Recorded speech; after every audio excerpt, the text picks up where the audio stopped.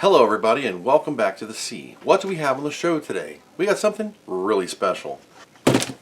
Inside this massive 2 Home Depot boxes and another one behind me is something for repair and something for me. Now, as you know, I just have a couple Amigas and I am missing 2. Those are the 3000 UX and the 2500 UX. In the works. However, during one of my last live streams where I was saying that, one of my subscribers, Mr. Vern, reached out to me and said, "Hey, I have a proposition for you. I have what you're looking for, but I also need them repaired." So Mr. Vern has a 3000D and a 3000D UX, but he said if I can fix a 3000 for him, I can keep the UX case and the UX unit and fix it later. I offered to pay for shipping. I pleaded and begged, please let me pay for shipping. He wouldn't allow it. So I'm going to pay for shipping back when I fix his 3000. Grab your testicles for a second, okay? Yes, I'm getting a 3000 UX, but yes, it's kind of like payment for work. I don't charge for free pairs, but he offered and I can't say no. Would you? Okay. So we're going to enjoy this together, and I'm going to share it. I'm going to share it all historically. You know, I don't even have to document these things if I get something for free, but I like to. You guys get mad at me if anything pops up on the channel that, you know, is considered a donation. Or on that note, rant over. Let's enjoy this together. Now, this is so large, I'm going to pan the camera out for you so you can see what's going on. Here is the top, 6 feet tall. And there's the boxes. One is the UX, one is the 3000. And this has the bits in it for like the accelerator, the mouse for the 3000 UX. I field address levels off for security reasons. That's a knife. I'm going to use the small letter opener to carefully cut the tape. This has been peeled a little bit. Now this was in transit halfway across the United States. Yeah. Whoops. Alright, this is a unit.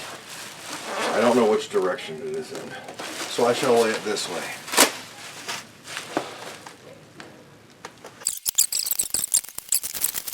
And then the other 2 boxes is a box of bubble wrap. Oh my goodness. That's what I call packaging, man.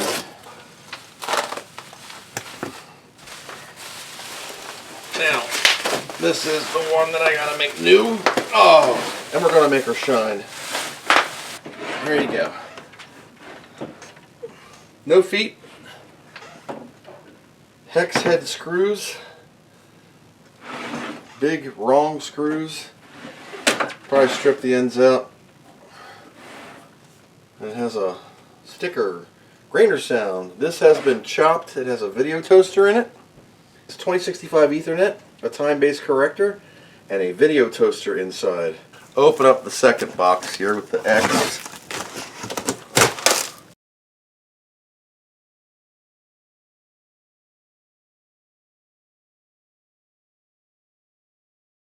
$3000D, 3000 UX. What is the difference? The 3000 UX has a smashed power button, and I don't know. This one, well, that barely works. Physically, there's nothing different. This has a 3000 UX badge. Does have a scratch. Don't care. This says 3000. This was sold by Commodore to run AT&T System 5 Unix, or Amix as it became to be known. Later on, there was a deal with Sun Microsystems to actually sell these as workstations for Sun, but, you know, Commodore management just did such a great job at that. That was the end of that. We're going to set the UX aside for a second. We're going to open the 3000. Oh no, it's Allen keys. The case has been cut on both because of the video toaster. The rod is intact. It was just the button's gone. This has a Bigfoot power supply for the 3000 from Micro R&D.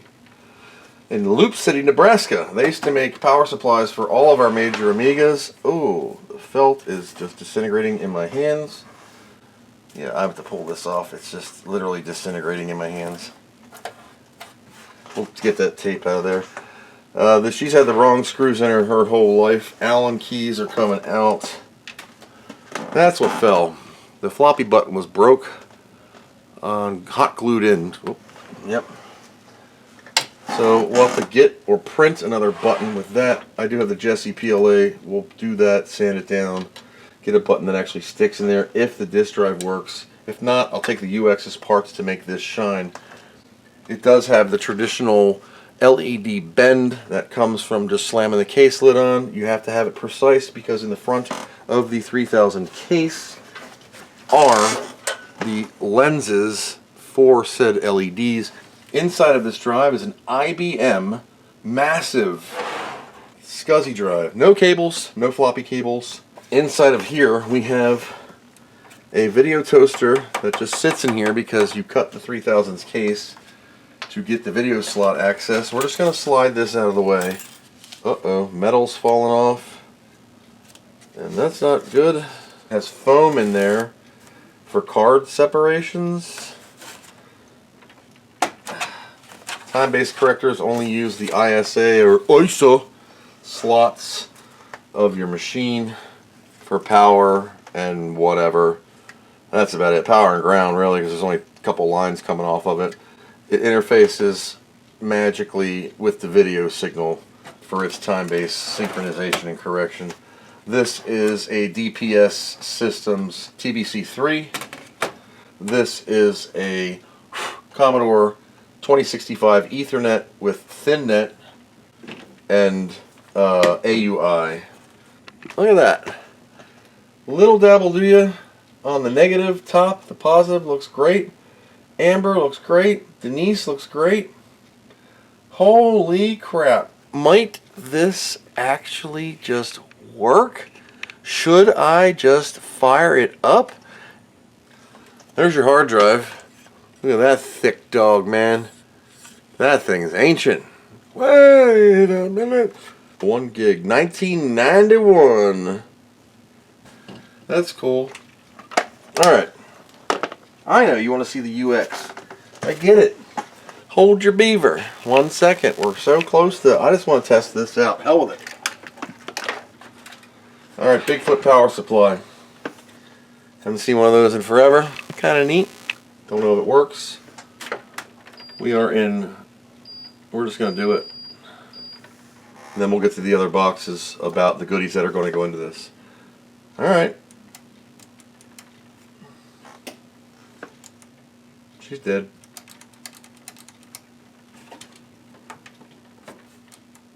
Totally dead. Power supply, Bigfoot power supply is toast. Shit. There's nothing. So yeah, so one of the machines is going to be dead because, yeah, I only got one power supply. If the other one's got a bad power supply, that's just it. So Bigfoot power supply is dead. That sucks. Doesn't mean it's the end of the world because I built a 3000 power supply, which you probably saw the video of from Mr. Simon Gosk off of Amiga. Incredible person. I've also purchased a couple extra bits for. Don't know if I've done videos on them or not because my schedule is weird. I'm gonna find what I did with my 3000 power supply. I cleaned up to, there we go. The power supply I used had super short leads. So I can't even get, well I can, maybe I can. Come on baby, you can do it. Yes I can. Let's see what happens. Energize, here we go. First time in God knows how many years. And we're blinking. What was that? So, meh. Now, here's your board. Not bad looking there. Super Kickstart ROMs, version 1.5, which is a Super Kickstart. They blow up all the time, so that could be our issue. Everybody else looks great. 8373 Super Denise. We are in no DF1. Perfect. It is in NTSC. 2863636, 50 megahertz KDS, 16 megs of onboard RAM, 2 megabytes of chip, 8372 AB Agnes, which is a middle of the road before the B and the 5, of course. This is a lot of screws here. I'm just going to pile all these up on there. Plastics, everything I could find. Plastics. And start with a RAM jiggle. Listen to that crunchy. It's like my knees.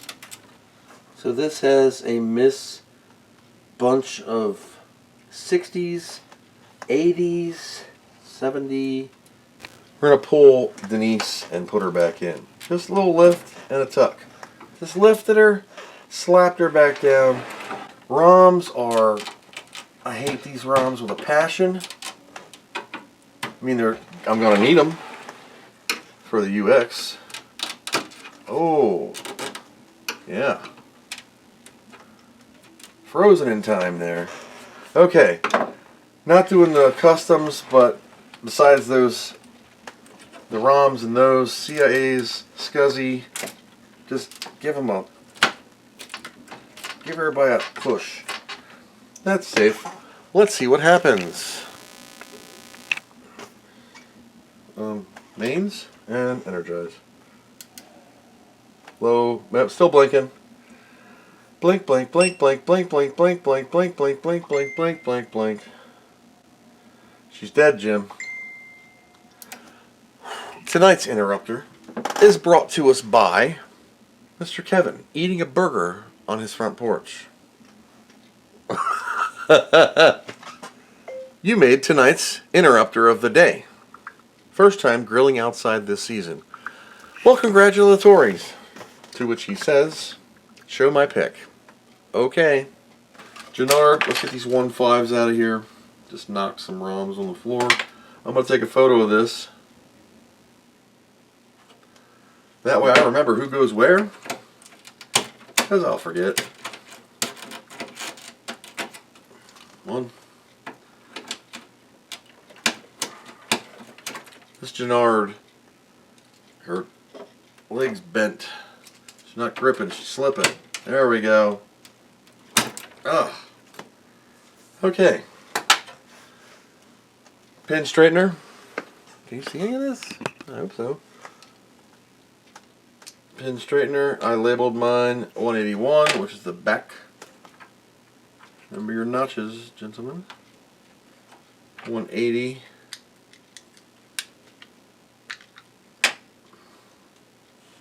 Where'd you get that cool pin straightener? RetroRewind.ca. Use my code NOCODE, NOCODE, at signed in checkout. You can save up to 15% on your purchases. It's only $6. 8364 Bola. Test. Oh, select. Test. Bola passed. 8362 and 8373 Denise. Testing. You see that? Oh, shit. No way. No way. Confirm and press test. Testing. No way. How on earth did Denise fail? There's no damage to it. Here we go. Denise. Just to make sure, see if we get it, if it's a... Never know. Denise? Passed. Okay, let's try this chip again. Okay. Notch to the left, pin 1, 8373. This is the original Denise with a white dot on it. Failed. It says T. Let's put diagram in her. Alright, diagram. Hit it. Diagram, UDS, LDS, okay. This will tell us RAM and crap. 2 megs of chip, 16 mega fast. The Amiga lives. Let's do those CIAs first. And then I'll put this Denise back in. Ugh. And I want to see. Okay, okay, okay. Ooh. That's odd. My tick is 0. Perfect. Test screen, perfect. Do the scroll, perfect. Whoops. Raster, perfect. RGB test, perfect.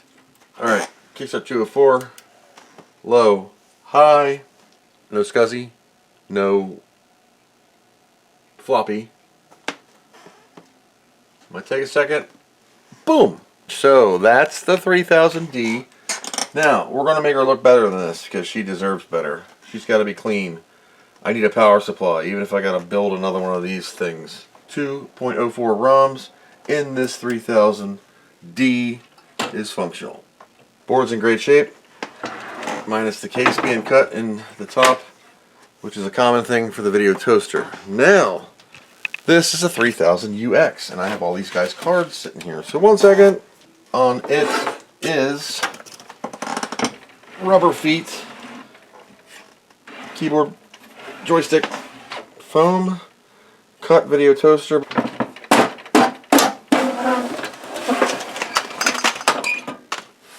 A bunch of stuff fell on me. The bar was not in the dude. There we go. Bar's back in. Birth date of this, January 9th, 1991. Inside of here is the power buttons for the power supplies. That one's smashed off, and that sucks because that's the switch. But if this power supply works, we're going to stick it in the one. This says 204 Kickstart ROMs. Just put it in. I just put it in there. Oh well, that works. SCSI cable. The AUI COM 210T. An original PCB. Oh, smashed Commodore light. Yeah, the PCB is smashed in half and therefore it broke. Screws for a second floppy drive with a massive IBM corporate. This is probably from a mini or a mainframe or something. It's got grip tape on it and polarized plug and who knows. Big old honking hard drive. We're going to be replacing those with the Zulu SCSIs. It does have a floppy cable in it, which is nice. Does this power supply work? It has the SCSI, so that's the SCSI for the other board, which is great. Power's in there. Video toaster. In this one is more of this foam. I'm going to pull this video toaster out. I don't need the video toaster.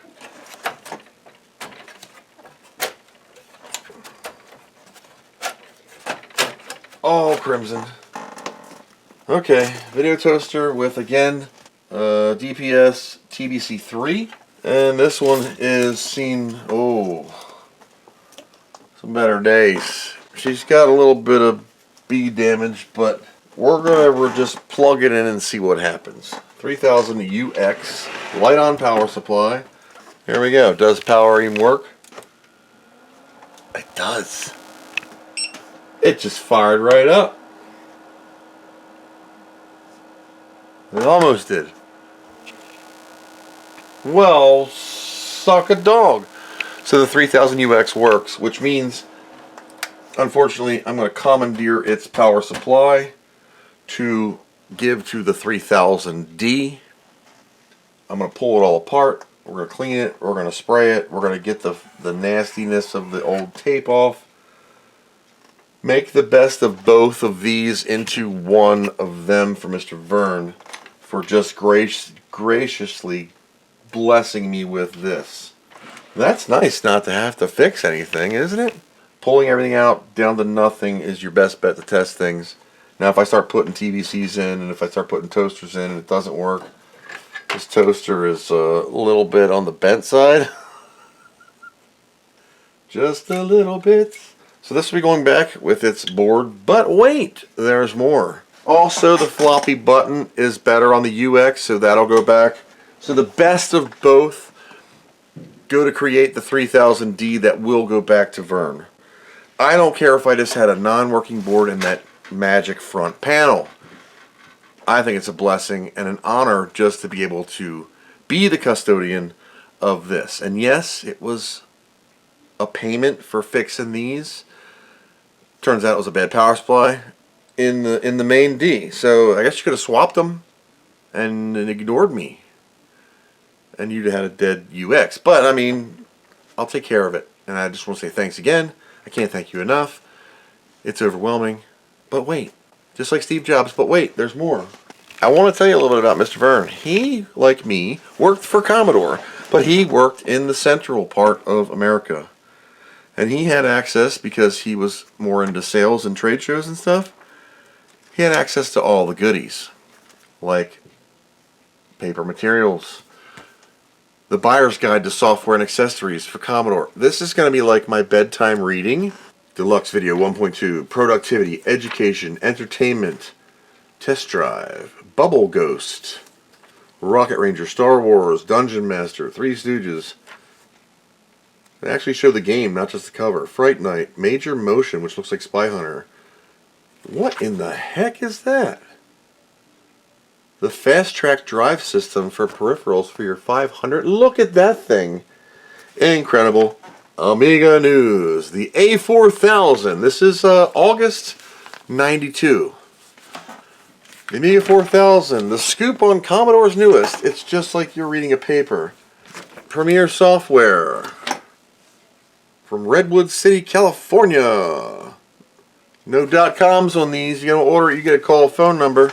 It's Commodore slashes Amiga prices.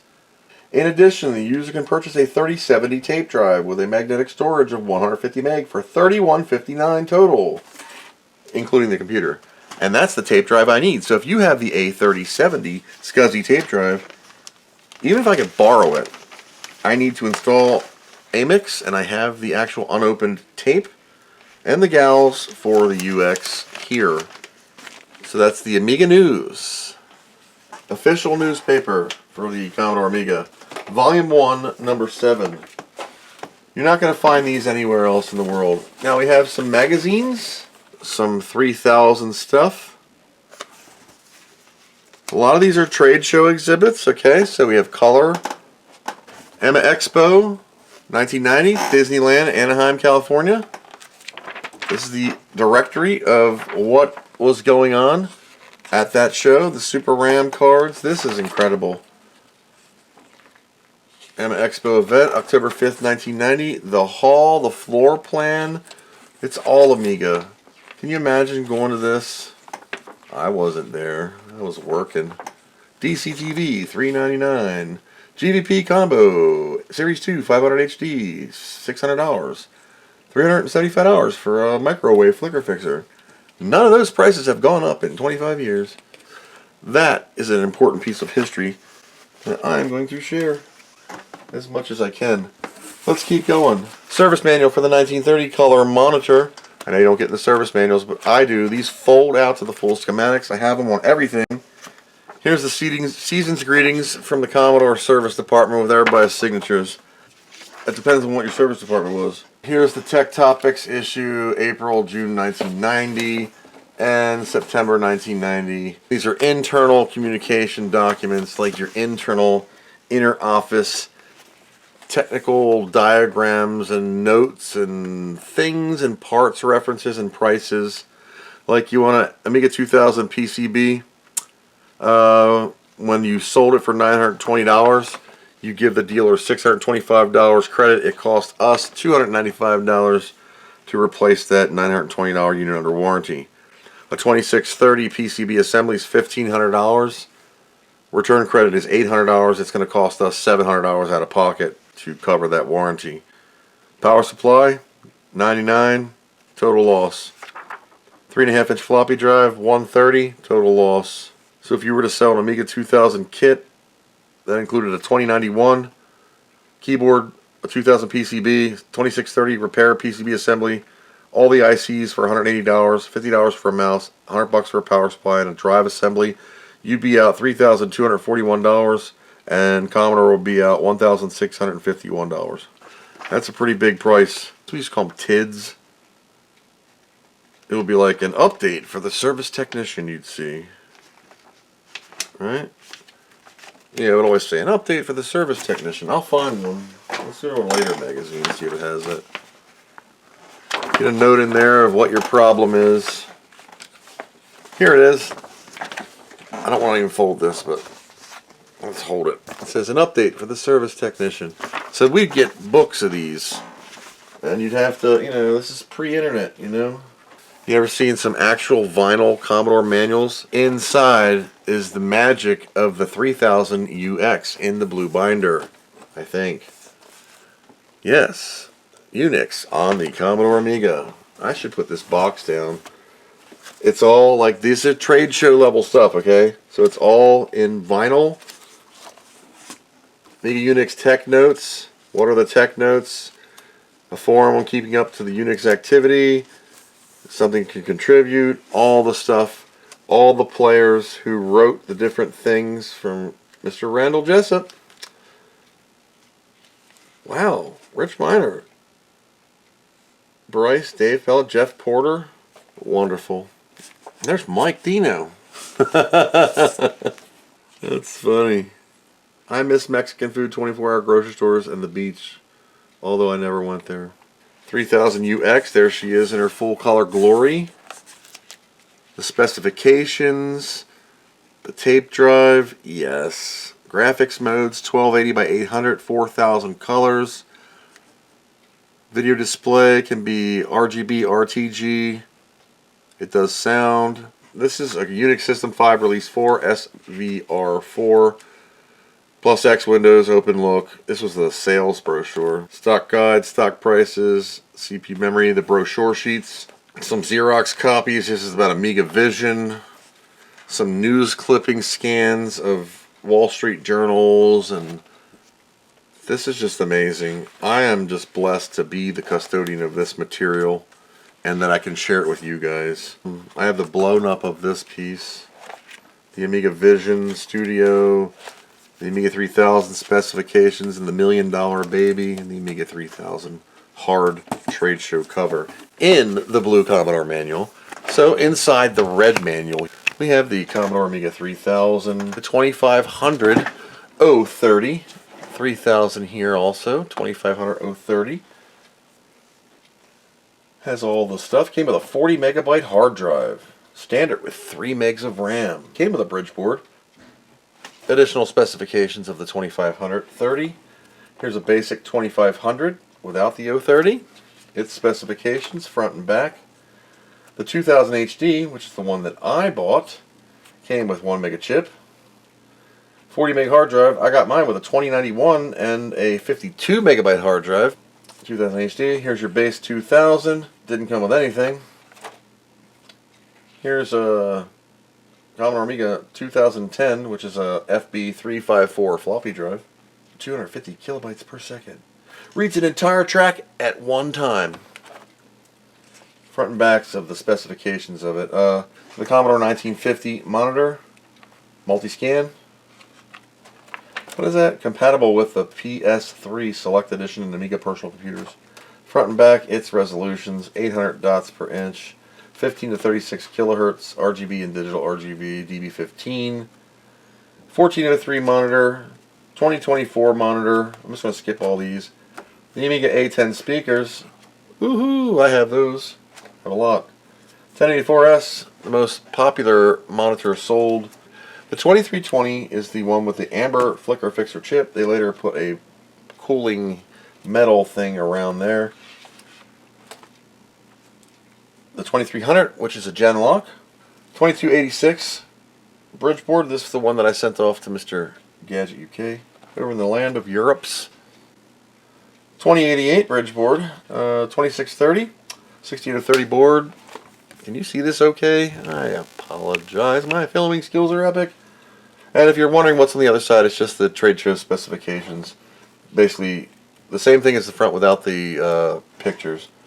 2091-40, which is what I got with mine with a Quantum LP52S. So here's a 2091 without the hard drive, and it says the same stuff here as it does on the back. Transfer rates of up to 2.4 megabytes per second. 2058 RAM expansion board. The 2232 multi-serial adapter. If you were a BBSer and you ran a multi-line BBS, you probably had one of these in your Amiga. The 2065 Ethernet with ThinNet and AY 2060, which is an ArcNet card. So if you're gonna buy a 2060, don't, because it's ArcNet. So the BNC T connectors and stuff like that. This is Amiga Vision, which was the authoring software. Our beloved A501, showing the Farta battery right there. The 1011 floppy drive, love that disc. The A590 hard drive. The A560, which is a ArcNet adapter for the Amiga 500. I thought it was an A520 display adapter for a second.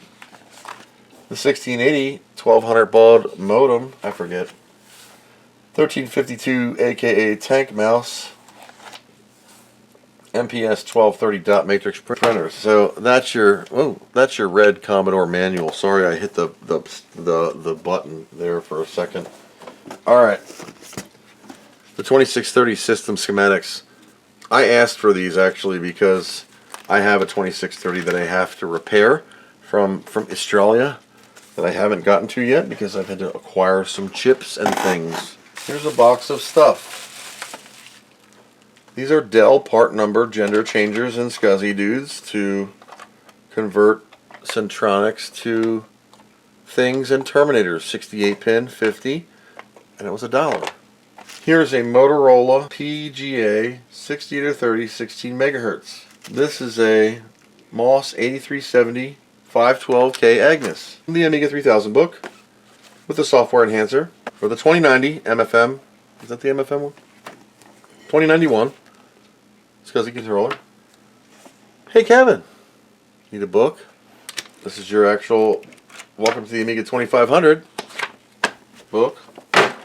I will share the wealth in this. Oh, look at that beautiful girl. AC's Guide to the Commodore Amiga. Winter 92. $9.95 United States monies. Your complete guide to the 3,100 products, 685 vendors, and 375 user groups. New toaster section. Special identification codes for Amiga DOS 2 compatible products, catfish categories, and a catalog of 2,700 of the most recently, frequently redistributed PD software programs. Holy crap, this is a light reading of the Bible. Awesome. I like it just for the picture. Internal stuff for trade shows and all the internal doohickeys products. I love these specifications. Like, these are what the posters are recreated from. Well, these are the actual documents that these came from. Dear authorized Commodore reseller, Commodore is pleased to announce some new items, including the new Amiga 3000 Tower, the new CD TV product bundle, and another new release of Amiga Vision. Due to the initial demand for the 3000 Tower, we only have 50 units available for purchase as our demo units. As a result, we've been forced to modify our reseller demonstration program. The first 50 resellers who request 3000 Ts will receive 50% off the MSRP, blah blah blah blah blah. As a reminder, you can only get one unit per reseller at the demo price. This unit may not be sold. See? You get these demo units and the demand would be so hot they would mark up the price and sell them anyway. How do you think we got so many Rev 6 3000s out into the daggone world? CDTV bundles. I love the internal notes, man. This is official Commodore paper typed. Dear Commodore representative, enclosed you're going to find copies in triplicate of the new bug report. We're running in the winter mailing list to all Commodore ARCs dealers and developers. You'll notice these reports are intended for internal use only. In the event that all other normal channels used to resolve a problem are exhausted, if you have any questions or comments, give us a call. Matthew J. Hellack, Product Support Specialist in the Commodore Service Department. This is your help desk tickets at Commodore. This is for the PC side though. Look, what PC do you have? A Colt? What's wrong with it? Floppy hard drive. How to fill out your TPS report. This is the hippie model of an Amiga tank mouse.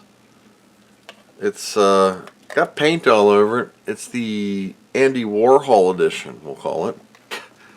This is a Quantum 34 megabyte hard drive, and good God, she's lead. It draws 5.7 amps. What? At 12 volts? Wow. And, oh, a Quantum 100 LPS. I have a 52. These old Quantum drives are awesome. 100 megabyte too. That would have been substantial for your desktop Amiga back in the day. Mirror, mirror on the wall, who's the fairest of them all? This bag is. What is it, you say? For the 3000 UX, as we know, let me grab one here. Alright, so this is a 3000 Prego mouse. Right? Most wonderful mouse in the Commodore history. So it looks like my belly, right? Hey! But ergonomically, she's on par. It's the best Amiga mouse you would ever use. I use them all the time. If you haven't used one, you should get one. But, thanks to Mr. Vern for this, the 3000 UX model required a 3-button mouse. So Commodore made a special pregnant mouse that has a middle finger. Isn't that incredible? It only works on the 3000 UX with X Windows. I guess with today's modern software you could probably click the button for something, but on the normal Amiga usage it's just left and right. The center button was for X Windows selection on X, and this was June 1990, and I'm going to be more than careful with cleaning and taking care of this treasure, and thank you so much for that. And I think that's about it. Oh, wait a minute, there's another box. Amiga and desktop video. In this manual, we're going to help you determine how to reach the desktop video market, reach the customers, and show them all the benefits that the Amiga can show them. A full paper manual about the CDTV and all of its great features, table contents, the market overview, the Amiga Advantage, technical references, and the demonstration guide about how to set up for a trade show, where to put your stuff. Incredible. You're never going to see this stuff. Here's the overview, video basics, how to tell people what they are, digital television, what desktop video is, what a gen lock is, how to do text on characters, what's effective, the color, drop shadows, picture composition. There's a glossary in here. It's full. These are waxy pages. All the paint saw, and this is like how to edit room, all this stuff. Glossary of terms, what are the buzzwords, the holes for the punches are still popping out of here. Burn, camcorder, 8mm, 8mm. A and B roll. That was the buzzword, 1990, B roll. Q, beta, backlight, audio track, mix, in, out, ratio, anti-aliasing, analog, aliasing, algorithm, boom, burn, camcorder, cardioid, cell animation, character generator, chroma key, clip art, color cycle, composite video, computer animation, control track, crawl, and Q were your buzzwords. Oh, we go on. Hold and modify a graphic format like IFF that allows you to have 4096 colors in a single image. Resources, references, video software. The most expensive thing in 1990 was Mandala, from Very Vivid. 32-bit color animations with sound IFF graphics used for built-in movie clips. This is Commodore imprinted cardboard. I have to be very careful with this. This is the treasure that you don't see anymore. And thank you so much for this opportunity to allow me to share this with you guys. This is the important part of the UX. The most important part. The installation instructions. How to install. About this manual, using this manual, the Unix system for just a little thin book of install.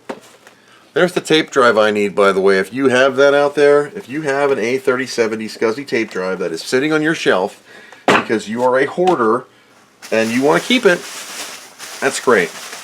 But if you can help me out either contact me, I will acquire it from you for a reasonable price, so we can get this historic show on the road. Finally is a massively taped up, what looks like the old school accelerators.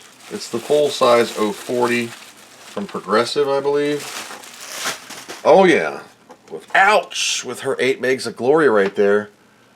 Oh yeah, that's a Progressive peripheral 68040 for the Amiga 3000. It's a full size girl, so it sits in here like this and uses those big bolts. Does it work? I don't know. God, whoever soldered this has the sharpest needle-like pins in the world. They are like, woo. Full-size girl, 33 megahertz for the Amiga 3000 series machine. I would love to see this thing fire up, but we'll leave that until we get later on. It is missing a couple chips. So that is the initial unboxing and testing originally of both machines. The 3000D had a missing or a bad Bigfoot power supply.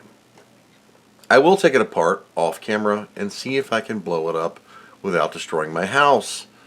I'm not a power supply repair person. I can build new ones, but this one for Mr. Simon was beyond expensive for my America Land dollars with import and everything else. And then I bought Noctuas and stuff locally here. So that is all I got for the preliminary observation and initial fire-ups for the 3000 and the 3000 UX, coming to a video series near you. Special thank you to Mr. Vern for making this even possible and helping an old man's dreams come true. So we'll dive into all this in the future. This was just an initial test discovery of the haul from Mr. Vern. I can't thank you enough for the paper bits. I love all the documentation and the history trail that I'm going to share with all of you guys out there in Amiga land. That's what this is all about. We'll go into the configurations of the UX after we fix the 3000 up. So that was the initial testing of the bits and pieces. We're going to take the best of both worlds to get Mr. Vern the best 3000 that we can, including the working power supply from the UX if I'm unable to fix the light on, or the Bigfoot. So stay tuned for that in upcoming videos. Thank you guys for coming along on this journey. Until next time, thanks for watching, and I hope you learned something.